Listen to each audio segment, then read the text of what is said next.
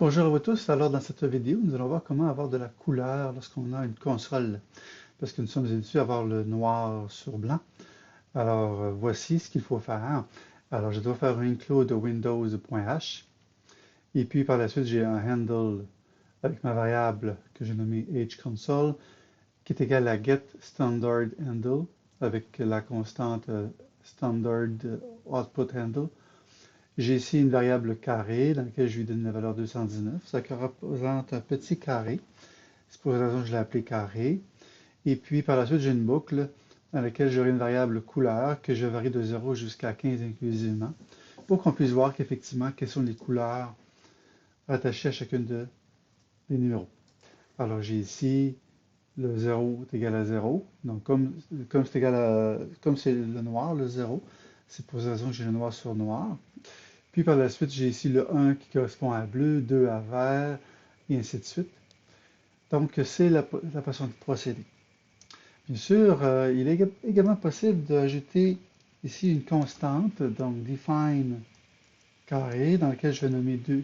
Je vais dire que ça correspond à la valeur 219. Et puis par la suite, je vais lui demander d'afficher le carré en question. Alors, si j'exécute, alors ici, il faut savoir que carré et carré, en minuscule et majuscule, ce sont deux entités distinctes.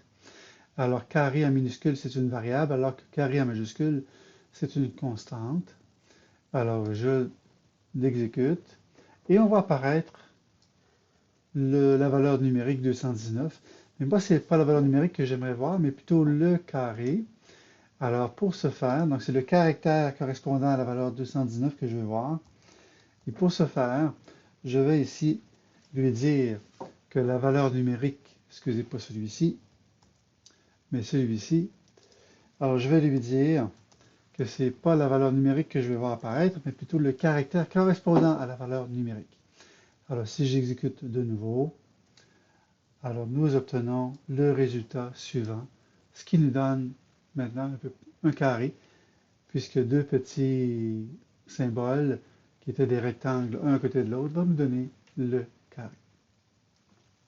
Donc en gros, alors j'ai ici un define qui permet de définir une constante, mais j'ai aussi les couleurs en faisant include windows.h. Alors vous comprendrez qu'il faut être sur l'environnement Windows. Si vous avez un environnement différent comme Mac par exemple, il se peut fort bien que ça ne fonctionne pas puisque c'est propre à Windows.